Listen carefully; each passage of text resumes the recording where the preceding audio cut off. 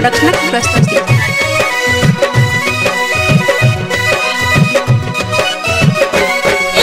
फागुन तई पर होली रंग में भीजल साड़ी चोली, एक तो फागुन तई पर होली रंग में भीजल साड़ी चोली।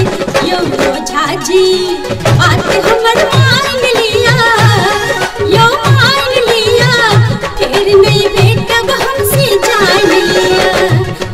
यो झाजी बात हमर मान लिया, फिर नहीं बेटब हमसे जान लिया, फिर नहीं बेटब हमसे जान लिया, फिर नहीं बेटब हमसे जान लिया, फिर नहीं बेटब हमसे जान लिया।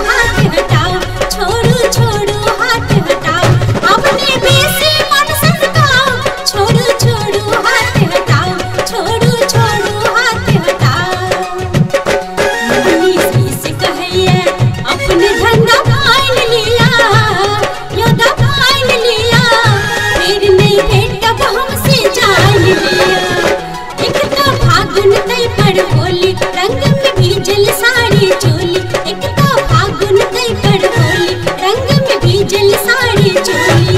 यो झाजी